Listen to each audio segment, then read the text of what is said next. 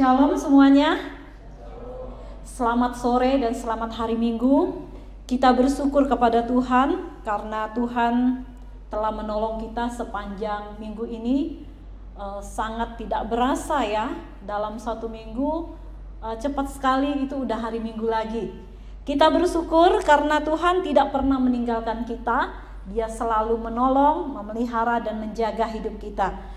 Baiklah, kita akan membuka firman Tuhan. Mari kita membuka dari kitab Yosua pasal 24. Kita akan belajar kebenaran firman Tuhan, membuka dari kitab Yosua.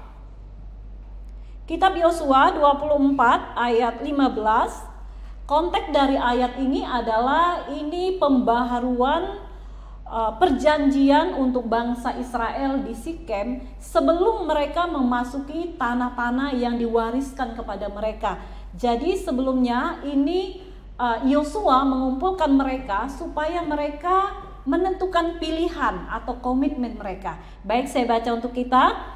Tetapi jika kamu anggap tidak baik untuk beribadah kepada Tuhan, pilihlah pada hari ini kepada siapa kamu akan beribadah, Allah yang kepadanya nenek moyangmu beribadah di seberang sungai Efrat, atau Allah orang Amori yang negerinya kamu diami ini. Tetapi aku dan seisi rumahku, kami akan beribadah kepada Tuhan. Satu ayat yang luar biasa ya. Kalau kita baca ayat ini rasanya menyenangkan sekali. Tetapi ketika kita mau menerapkannya dalam hidup kita sangat sulit. Saudaraku yang dikasih oleh Tuhan, tema kita hari ini adalah tujuan komitmen kepada Tuhan. Tujuan komitmen kepada Tuhan. Apa sih arti komitmen? Apa sih tujuannya? Ketika kita membuat sebuah komitmen, maka pasti ada tujuan yang kita mau capai atau ada goal yang kita mau capai. Tidak ada komitmen yang tidak memiliki tujuan. Tetapi semua yang namanya komitmen pasti ada tujuan yang mau kita capai. Misalnya, ketika saudara bekerja atau memilih satu pekerjaan, saudara memiliki komitmen untuk bekerja dengan baik karena saudara punya komitmen, punya tujuan supaya dari pekerjaan itu kita mendapat penghasilan untuk kehidupan kita setiap hari, untuk nafkah kita. Atau ketika kalian sedang berkuliah, ketika udah lulus SMA, kalian memilih satu universitas, memilih satu jurusan, dan kalian pasti punya tujuan, kelak akan jadi apa. Dan selama berkuliah, kalian begitu giat belajar karena punya tujuan. Kalian berkomitmen bahwa saya harus selesai dalam 4 tahun misalnya, atau 5 tahun. Atau ketika kalian sudah menikah, ya, ketika kita baru menikah, kita punya komitmen dengan pasangan kita. Kita kepengen nanti melalui kesetiaan dan keharmonisan dalam rumah tangga kita bisa hidup bahagia, ya. Meskipun ada penderitaan, ada liku-likunya hidup, tetapi kita mau hidup bahagia. Jadi satu komitmen punya tujuan ingin hidup bahagia. Atau ketika kalian sedang berpacaran, ini yang muda-muda. Ketika kalian menjalani satu hubungan, kalian sebelum menyatakan cinta, kalian sudah berkomitmen bahwa kalau cinta saya diterima, saya ingin lebih serius. Saya punya komitmen supaya pada akhirnya saya menikah dengan orang yang saya idamkan. Jadi semua komitmen yang kita buat pasti ada tujuan, ada goal yang kita mau capai. Begitupun komitmen kita dengan Tuhan. Pasti ada tujuan yang Tuhan inginkan dan yang kita inginkan, yaitu kita ingin bertumbuh di dalam Tuhan. Karena itu, apa sih sebenarnya tujuan kita berkomitmen kepada Tuhan? Apa yang menjadi tujuan kita? Kemudian apa saja yang mau kita capai dari sebuah komitmen kita kepada Tuhan? Apa yang kita mau capai? Yang pertama, supaya engkau bisa memilih untuk berpihak kepada Tuhan. Tujuan yang pertama kita berkomitmen kepada Tuhan adalah supaya kita bisa memilih untuk berpihak kepada Tuhan. Saudara, Yosua pernah menyuruh bangsa Israel untuk menentukan pilihan mereka. Itu ayat yang kita baca tadi ya. Dia memberi pilihan kepada mereka, kepada siapakah kamu akan beribadah? Mau pilih beribadah kepada Tuhankah? Atau mau memilih beribadah kepada ilah orang Amori? Mau pilih beribadah kepada Allah kah, atau mau pilih beribadah kepada ilah orang Efrat? Yosua berkata, pilihlah pada hari ini kepada siapa kamu akan beribadah. Kepada Allah nenek moyangmu yang beribadah di seberang sungai Efrat, atau orang Amori yang negerinya kamu diami sekarang ini. Tetapi aku dan seisi rumahku, kami akan beribadah kepada Tuhan. Ini perjanjian yang diberikan oleh Yosua kepada bangsa Israel, supaya sebelum mereka memasuki ke tanah-tanah yang dibagi kepada mereka, perlu ada pembaharuan, perlu mendengarkan kisah perjalanan hidup mereka, bagaimana tangan Allah yang Maha Kuasa menyertai dan memelihara mereka. Apa sebenarnya yang melatar belakangi sehingga Yosua harus menyuruh bangsa Israel untuk memilih? Latar belakangnya adalah karena bangsa Israel waktu itu mereka sedang tidak komitmen kepada Tuhan. Kita tahu bahwa hidup bangsa Israel itu turun naik ya. Ada saatnya mereka mundur, ada saatnya mereka di bawah, ada saatnya mereka lagi kuat-kuatnya imannya. Jadi Yosua ingin supaya mereka itu betul-betul punya komitmen kepada Tuhan. Jadi bangsa Israel lagi sedang dalam keadaan tidak komit kepada Tuhan.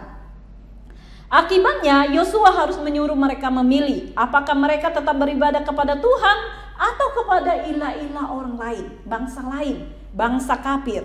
Dan yang menariknya di sini adalah di tengah-tengah pilihan itu, Yosua menunjukkan komitmennya bahwa ia dan keluarganya akan tetap beribadah kepada Allah Yahweh. Ya, dia tetap komit, dia mau tetap setia membawa keluarganya untuk percaya dan beribadah kepada Tuhan. Seorang pendeta yang bernama Billy Graham berkata, komitmen sejati tidak akan pernah memilih atau berpihak kepada yang lain, tetapi komitmen sejati selalu akan memilih dan berpihak kepada Allah. Jadi bagi kita sebagai orang Kristen, komitmen yang sejati itu adalah selalu berpihak kepada Allah, selalu kepada Allah, bukan berkomitmen kepada yang salah atau kepada yang jahat, tetapi selalu berkomitmen kepada pimpinan Tuhan ya. Yosua memilih komitmen yang sejati karena ia dan keluarganya tetap memilih dan berpihak kepada Tuhan. Di tengah-tengah bangsa Israel yang sedang tidak setia, yang sedang tidak komit kepada Tuhan, Yosua dan keluarganya tetap mau setia, tetap mau komitmen kepada Allah yang telah memilih mereka. Bagaimana dengan kita hari ini? Apakah kita mau tetap komit kepada Tuhan? Sekalipun seluruh dunia ini sudah tidak setia kepada Tuhan, sekalipun seluruh dunia ini sudah tidak komitmen kepada Tuhan, apakah kita mau tetap setia kepada Tuhan? Harusnya kita seperti Yosua dan keluarganya. Sekalipun seluruh isi dunia ini udah gak setia, tidak komit lagi kepada Tuhan, kita tetap setia, tetap berpihak kepada Allah kita yang telah memilih kita menjadi umatnya. Inilah tujuan komitmen yang pertama, yaitu supaya engkau bisa memilih untuk tetap berpihak kepada Allah. Tujuan komitmen yang kedua adalah supaya engkau bisa mengasihi Allah dan sesama kita manusia. Matius 22 ayat 37 sampai 40 berkata, kasihilah Tuhan Allahmu dengan segenap hatimu, dengan segenap jiwamu, dan dengan segenap akal budimu. Itulah hukum yang terutama dan yang pertama. Lanjut lagi. Dan hukum yang kedua yang sama dengan hal itu ialah kasihilah sesamamu manusia seperti dirimu sendiri. Dan kedua hukum ini adalah bergantung kepada hukum Taurat dan kitab para nabi. Salah satu tujuan kita berkomitmen kepada Tuhan adalah supaya kita bisa mengasihi Allah dan sesama kita manusia.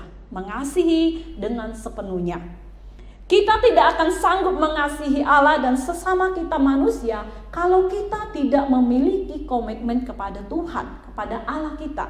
Tetapi dengan komitmen kepada Tuhan, maka kita akan diberi kemampuan untuk bisa mengasihi Allah kita dan sesama kita manusia dengan segenap hati kita, jiwa kita, dan akal budi kita.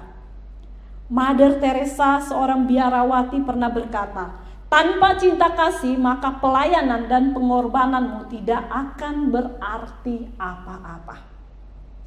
Tanpa cinta kasih. Ya, tadi pagi saya ingat pelajaran di kelas tunas remaja, kita juga belajar tentang kasih, ya. Dari 1 Korintus 13, itu adalah ayat hafalan untuk beberapa minggu yang akan datang. Mother Teresa ini berkata, cinta kasih, ya.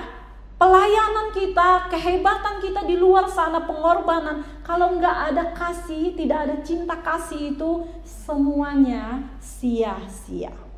Mother Teresa ini seorang yang luar biasa, berkomitmen dalam pelayanan kepada orang-orang miskin di India. Ia sangat terkenal karena cinta kasihnya yang hebat dan pengorbanannya kepada orang-orang yang sedang dalam kesusahan. Mari kita selalu berkomitmen kepada Tuhan, sebab dengan selalu berkomitmen kepada Tuhan, maka kita akan diberi kemampuan oleh Allah untuk mengasihi Dia dan sesama kita manusia. Tujuan komitmen yang ketiga adalah supaya kita bisa memikul salib dan mengikut Yesus. Memikul salib, mungkin kita semua sudah mengerti apa sih artinya memikul salib. Memikul salib artinya kita mau rela menanggung penderitaan, kesusahan demi kita mengikut Yesus. Makanya orang sering bilang pikul salibmu. Karena mengikut Yesus pasti ada kesulitan, pasti ada tantangan, pasti ada penderitaan. Jadi orang yang punya komitmen kepada Tuhan, dia pasti sudah siap dengan segala tantangan yang akan dihadapi. Matius 16 ayat 24 berkata, lalu Yesus berkata kepada murid-muridnya, setiap orang yang mau mengikuti aku, ia harus menyangkal dirinya, memikul salibnya, dan mengikut aku. Mengikut Yesus itu tidak semuanya mulus-mulus, pasti ada tantangannya. Saudaraku yang dikasih oleh Tuhan, yakinlah bahwa kita tidak mungkin mampu memikul salib kita atau mengikut Yesus kalau kita tidak berkomitmen kepada Allah, kepada Tuhan. Banyak orang mau mengikuti Yesus tetapi tidak mampu memikul salib. Kita bisa lihat dengan orang yang baru bertobat atau petobat baru, begitu semangatnya mau ikut Yesus, ketika dia menghadapi penderitaan, dia langsung lesu, dia langsung lemes gitu ya. Jadi banyak orang yang mau mengikut Yesus tetapi tidak mau memikul salib. Atau sebaliknya, banyak orang mau memikul salib tetapi tidak mampu mengikuti Yesus sampai kepada akhirnya. Sampai kepada akhir hayatnya. Atau kedua-duanya bisa gagal, ya. Tidak sanggup pikul salib dan tidak sanggup mengikuti Yesus karena terlalu banyak detail-detailnya penderitaan, terlalu banyak detail-detail yang harus kita tanggalkan, ya. Mengikut Yesus itu memang semua yang namanya hidup lama harus ditinggalkan dan mengenakan manusia baru, hidup ikut aturan Tuhan memang bagi manusia secara manusia itu sesuatu yang menantang kita. Seorang pengajar berkata, Oswald Chambers, komitmen kepada Tuhan adalah memikul salib dan mengikut Yesus sampai akhir hayat, tidak lebih dan tidak kurang. Saya pikir teolog ini ada benarnya ya, bahwa komitmen yang sempurna itu adalah kita pikul salib kita dan ikut Yesus sampai ke garis finish, sampai kepada akhir hayat kita atau sampai akhir hidup kita, dan tidak lebih tidak kurang. Banyak orang yang mau pikul salib dan ikut Yesus tetapi mereka tidak sampai kepada akhir hayatnya atau tidak sampai kepada garis finish. Awalnya mereka begitu semangat sehingga mereka memulai segala sesuatu dengan baik, dengan semangat, tetapi mereka mengakhirinya dengan sesuatu yang buruk atau sesuatu yang tidak baik. Orang yang berkomitmen kepada Tuhan, mereka akan memulai segala sesuatu dengan baik dan akan mengakhiri segala sesuatu dengan baik. Mereka akan pikul salib dan ikut Yesus dari yang baik sampai kepada garis finish dengan yang baik pula. Saudaraku yang dikasihi oleh Tuhan, tujuan yang keempat adalah supaya engkau bisa mempersembahkan hidupmu kepada Tuhan setiap waktu atau setiap hari. Roma 12 ayat 1 berkata, "Karena itu saudara-saudaraku, demi kemurahan Allah, aku menasihatkan kamu supaya kamu mempersembahkan tubuhmu sebagai persembahan yang hidup, yang kudus, dan yang berkenan kepada Allah." Tuhan bilang itu adalah ibadahmu yang sejati. Berdasarkan ayat ini tidak ada seorang pun yang bisa mempersembahkan hidupnya kepada Tuhan setiap hari kalau dia tidak mempunyai komitmen kepada Tuhan. Satu-satunya yang memungkinkan kita menyerahkan hidup, mempersembahkan hidup kita setiap hari kepada Tuhan itu karena ada komitmen di dalam hidup kita. Kalau untuk pertobatan, ketika kita bertobat, kita serahkan hidup kita kepada Tuhan, itu hanya terjadi satu kali saja. Tetapi untuk sebuah komitmen, kita harus menyerahkan diri kita kepada Tuhan setiap hari, setiap waktu. Tidak ada satu hari pun kita lewatkan tanpa berserah kepada Tuhan. Karena itu, kita butuh berkomitmen kepada Tuhan setiap saat, setiap waktu.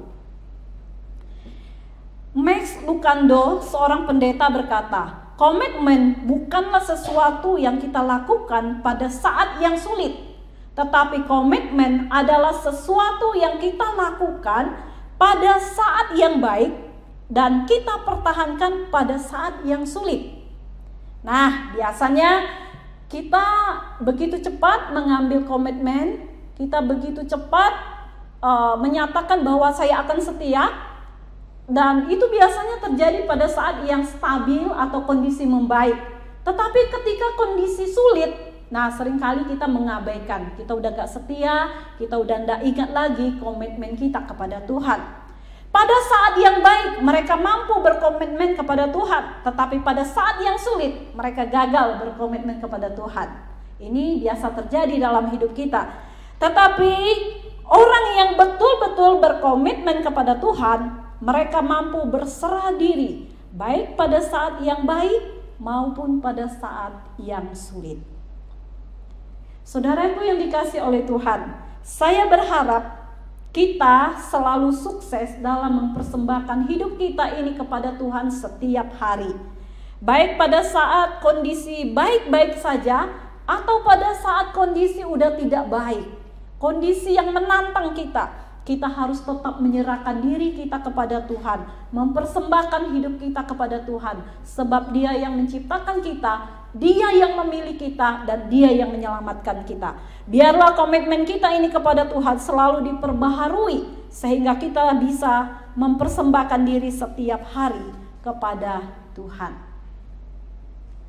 Tujuan komitmen yang kelima adalah supaya engkau bisa memelihara relasi dengan Allah dan menumbuhkan karakter-karakter Kristus di dalam hidup kita. Tanpa berkomitmen kepada Tuhan, kita tidak mungkin memelihara relasi yang baik dengan Allah dan juga dengan sesama kita manusia. Relasi pribadi kita itu bisa terpelihara melalui hubungan kita dengan Tuhan. Mungkin saat teduh atau doa kita, atau ibadah bersama, atau membaca firman Tuhan. Relasi pribadi tidak akan terjaga, tidak akan terpelihara dengan baik ya kalau kita tidak punya komitmen dengan Tuhan. Misalnya setiap tahun kita ada jadwal untuk membaca Alkitab. Saya ingat banget waktu masih di Kelapa Gading, ketika di awal tahun ya, tahun pertama ya, begitu banyaknya orang. Lama-lama langsung hilang. Hanya beberapa orang yang sampai ke akhir tahun. Terus kita ulangi lagi yang kedua tahun. Dan sampai hari ini. Nah, ini adalah contoh ya. Kita tidak setia, padahal di awal tahun kita udah berpikir, ya saya mau menyelesaikan bacaan ini dalam 1 tahun, misalnya PL atau PB gitu ya. Tetapi di tengah jalan kita udah nggak pegang kepada komitmen kita. Alasannya logis sih, sibuk ya, ngantuk dan seterusnya. Tetapi ketika kita punya komitmen kepada Tuhan, mungkin itu bukan halangan ya, bukan itu alasan bagi kita untuk tidak meneruskannya. Banyak orang yang mengaku Kristen tetapi sesungguhnya dia tidak punya relasi pribadi dengan Allah. Dia tidak punya hubungan pribadi, hubungan yang dekat dengan Tuhan. Karena dia tidak mempunyai komitmen kepada Tuhan. Rick Warren berkata, relasi pribadi dengan Tuhan membutuhkan komitmen yang tinggi. Jika tidak, engkau akan bermasalah dalam hubungan pribadi dengan Tuhan.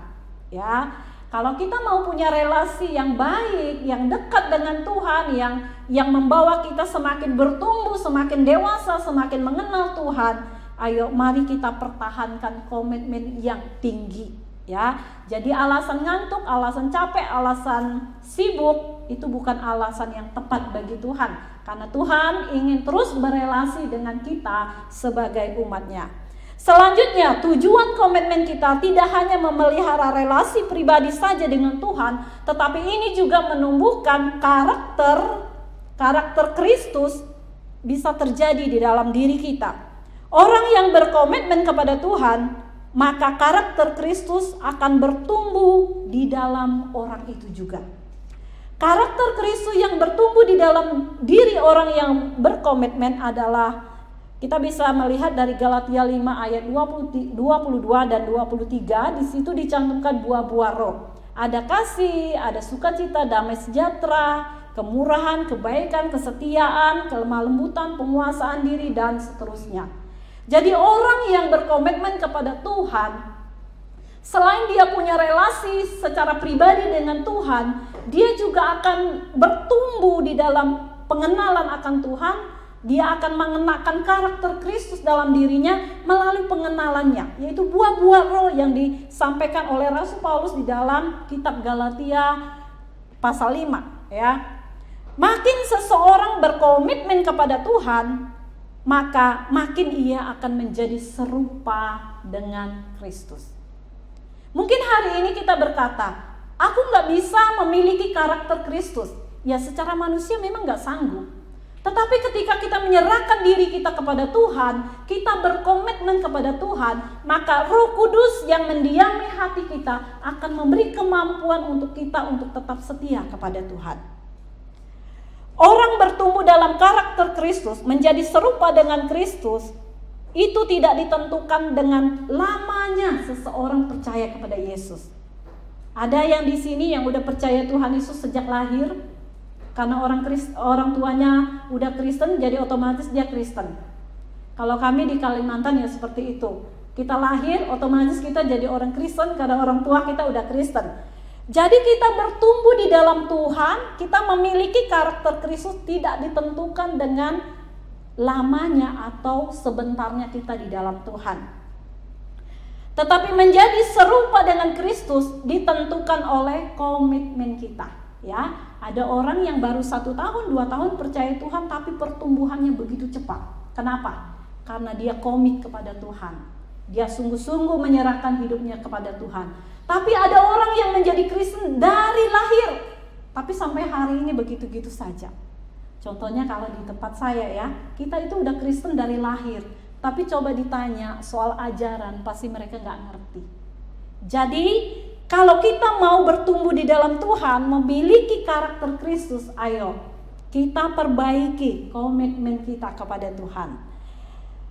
Tujuan yang keenam adalah supaya engkau bisa melayani Tuhan dan menjadi saksi Tuhan. Ibrani 12 ayat 1 sampai yang kedua mengatakan, karena kita mempunyai banyak saksi bagaikan awan yang mengelilingi kita, marilah kita menanggalkan semua beban dan dosa yang begitu merintangi kita dan berlomba dengan tekun dalam perlombaan yang diwajibkan bagi kita. Marilah kita melakukannya dengan mata yang tertuju kepada Yesus yang memimpin kita dalam iman dan yang membawa iman kita itu kepada kesempurnaan, yang dengan mengabaikan kehinaan, tekun memikul salib, ganti sukacita yang disediakan bagi Dia yang sekarang duduk di sebelah kanan tahta Allah. Dari ayat ini kita memahami satu hal. Kita harus tetap berkomitmen kepada Tuhan karena kita dikelilingi oleh banyak saksi-saksi. Sebab kalau kita melakukan kesalahan sedikit saja, maka kita akan ketahuan oleh saksi-saksi dari yang jahat itu, dari si iblis. Itu sebabnya kita tidak boleh kendor, ya, kita tidak boleh undur dari iman kita. Tetapi mari kita terus berkomitmen kepada Allah dan berkomitmen kepada tugas atau pelayanan yang Dia berikan kepada kita. Selain itu, semua pelayanan yang kita lakukan harus dilakukan dengan mata yang tertuju kepada Kristus. Pelayanan yang kita lakukan harus tertuju kepada Kristus. Kita tidak boleh memandang kepada yang lain kecuali Kristus. Untuk tetap konsisten memandang kepada Kristus, maka kita mestinya selalu punya komitmen kepada Tuhan. Sama seperti Kristus begitu berkomitmen melakukan pekerjaan Bapaknya, sehingga ia harus mengorbankan dirinya demi saya dan saudara. Komitmen dan pengorbanan itu selalu ditunjukkan oleh Kristus kepada kita dalam pelayanannya. Pengorbanan kematiannya di atas kayu salib, Dia tunjukin komitmennya kepada pekerjaan yang Bapa berikan untuk Dia. Dan seharusnya saya dan saudara sebagai umat Tuhan, kita meneladani Kristus yang memberi teladan untuk kita dalam ketaatan, dalam kesetiaannya. A.W. Tozer, seorang pendeta dan seorang penulis, berkata, tidak ada komitmen yang sejati tanpa pengorbanan, dan tidak ada pengorbanan yang sejati tanpa komitmen. Banyak orang Kristen mau melayani, mau menjadi saksi Kristus, tetapi mereka tidak mau berkomitmen. Mereka hanya mau sesekali membantu saja karena mereka tidak mau terikat dengan yang namanya komitmen. Ya, kita bisa saksikan di tengah-tengah orang percaya itu ada yang seperti itu. Saudaraku yang dikasihi oleh Tuhan, kalau ada orang yang tidak mau terikat dengan komitmen seperti ini, maka pelayanan mereka tidak bernilai sama sekali. Ya, sebab pelayanan yang sejati itu hanya disebabkan oleh sebuah komitmen yang sejati. Jadi kita mestinya memiliki komitmen yang sejati kepada Tuhan, maka pelayanan kita akan bernilai tinggi di hadapan Tuhan. Ya, ketika kita melayani, kita jangan sekedar melayani karena tidak ada nilainya. Jadi sebuah pelayanan itu, sebuah komitmen itu, sebuah pengorbanan itu harus berdasarkan cinta kasih kita kepada Tuhan, ya. Karena komitmen kita yang tinggi kepada Tuhan. Kemudian tujuan yang ketujuh adalah supaya engkau bisa mengakhiri pertandingan iman dengan baik.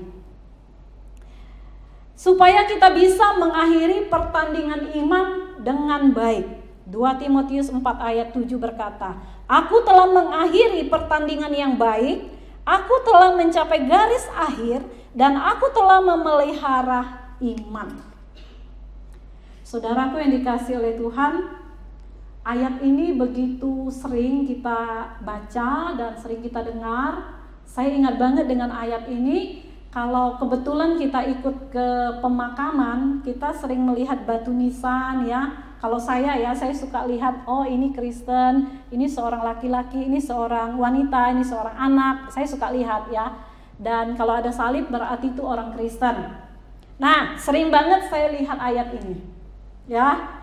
Ternyata pembuat batu nisan tuh paling suka dengan ayat ini, atau keluarganya yang suka dengan ayat ini. Aku telah mengakhiri pertandingan yang baik, aku telah mencapai garis akhir, dan aku telah memelihara iman. Wow, kalau dengar ayat ini, apalagi kalau itu ditulis di batu nisan keluarga kita yang mendahului kita, pasti hati kita senang. Tapi saya mau bertanya, apakah benar beliau mengakhiri hidupnya dengan yang baik? dengan komitmen kepada Tuhan. Kalian tahu enggak latar belakang dari ayat ini?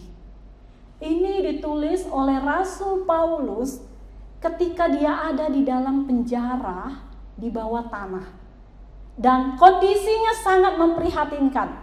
Sebelum itu dia pernah dipenjara di Roma, tetapi dia dalam penjara tahanan rumah. Dia masih bisa bergerak, bisa beraktivitas di dalam rumah. Tetapi yang kali ini dia ada di dalam penjara di bawah tanah. Dan di situ terlalu dingin, pengap, dan lain sebagainya. Dan dia menuliskan surat yang kedua kepada Timotius sebagai gembala muda. Dia memberi pesan supaya Timotius tetap tunaikan, tetap setia kepada pelayanan panggilan Tuhan kepada dia. Makanya Paulus katakan, aku telah mengakhiri. Artinya bagi Paulus kayaknya saya ini udah dekat mati nih. Dan kalau dilihat kisah perjalanan dan pelayanannya begitu hebat, tanpa dia mempedulikan kenyamanannya, ya. Makanya wajar banget dia berkata, aku telah mengakhiri pertandingan yang baik.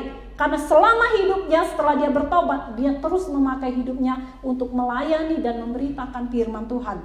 Sehingga dia katakan, aku telah mengakhiri pertandingan yang baik. Aku telah mencapai garis akhir. Ya sedikit lagi dia akan dipanggil oleh Tuhan. Dan aku telah memelihara iman. Saudaraku yang dikasihi oleh Tuhan, semoga ayat ini dapat memberi kesadaran untuk kita, dapat memberi teguran juga untuk kita bahwa biarlah selama hidup kita ini kita tetap memelihara iman, ya, kita tetap setia kepada komitmen kita kepada Tuhan dan tetap mau setia melayani Tuhan dalam hidup kita. Tanpa komitmen yang tinggi kepada Tuhan, engkau tidak mungkin mengakhiri pertandingan imanmu dengan baik. Jadi hidup di dunia ini kita nggak bisa ngandalin diri kita, ya, kekuatan kita hari ini, ya, kesetiaan kita hari ini besok bisa berubah. Jadi kita nggak bisa mengandalkannya. Kita harus memandang kepada Allah. Kita harus mengandalkan Dia, ya. Sumber kekuatan, sumber keberanian ada pada Dia. Alkitab berkali-kali menyebutkan bahwa setiap orang yang percaya sedang bertanding dalam iman masing-masing. Kita semua ini adalah umat Tuhan yang Tuhan sudah panggil. Waktunya nggak sama-sama ya, waktunya berbeda. Dan kita ini sedang bertanding di dalam sebuah perlombaan iman. Dan sampai kepada garis finish baru kita akan tahu siapa yang setia kepada akhirnya. Sampai akhir hayatnya. Banyak orang mengawali dengan baik, tetapi belum tentu bisa mengakhiri dengan baik. Hanya orang yang berkomitmenlah yang bisa mencapai garis finish atau sampai kepada akhir hidupnya. Elizabeth Elliot berkata, pertandingan iman itu tidak selalu dimenangkan oleh orang yang cepat atau orang yang kuat, tetapi dimenangkan oleh orang yang terus berlari sampai kepada akhir. Kalau orang lari maraton, saya tidak terlalu tahu teknik maraton ya. Waktu saya SMP, saya coba ikut-ikutan maraton, tapi gagal. Nggak kuat napas ya. Tapi kalau Mukse Ipin, dia lebih tahu teknisnya. Jadi kalau orang lari maraton itu, karena itu kan berkilo-kilo ya, begitu jauh. Jadi dari awal start nggak boleh kenceng-kenceng ya, teknisnya ada, jadi nggak boleh. Jadi bagi kita yang nggak ngerti sembarang aja lari, baru juga 1 kilo kita udah KO, mau pingsan ya. Jadi yang terpenting di sini adalah kita harus tetap setia sampai kepada akhir itu ya. Jadi Elizabeth ini berkata bahwa pertandingan iman itu tidak selalu dimenangkan oleh orang yang kuat, oleh orang yang cepat. Memang sih. Jadi dimenangkan oleh orang yang setia, tekun, ya, lari terus. Dan kembali lagi komitmennya kepada Tuhan. Inilah yang akan membawa dia kepada kemenangan. Kalimat yang dipakai oleh kedua teolog ini sebenarnya menunjuk kepada satu hal, yaitu orang yang berkomitmen kepada Tuhan pasti menang. Bapak Ibu yang dikasihi oleh Tuhan, Dalam pertandingan iman ini, mungkin kita bukan orang yang paling cepat berlari. Mungkin kita bukan orang yang paling kuat untuk berlari. Atau istilah rohaninya, mungkin kita bukan orang yang cepat bertumbuh, ya, cepat berbuah. Atau mungkin hari ini kita masih orang yang sangat terbelakang. Itu tidak apa-apa. Karena yang terpenting di sini adalah orang yang berkomitmen berlari sampai akhir, dialah yang akan menang. Bapak Ibu yang dikasihi oleh Tuhan, ini adalah 7 komitmen yang perlu kita perhatikan dalam hidup kita, supaya kita tetap setia mengikuti Tuhan, supaya kita dapat menjadi saksi Tuhan, supaya kita bisa mengasihi Allah dan sesama kita manusia, supaya kita bisa mengikuti Dia sepanjang hidup kita dan sampai akhir hidup kita. Mari kita memperbaiki komitmen kita kepadanya. Meskipun banyak tantangan, meskipun banyak kesulitan, ingat bahwa Tuhan tidak akan meninggalkan kita. Dia akan terus memimpin kita sampai kita masuk bersama Dia dalam kerajaan surga. Mari kita berdoa. Bapa kami di surga, kami mengucap syukur untuk kebenaran firman-Mu pada sore hari ini.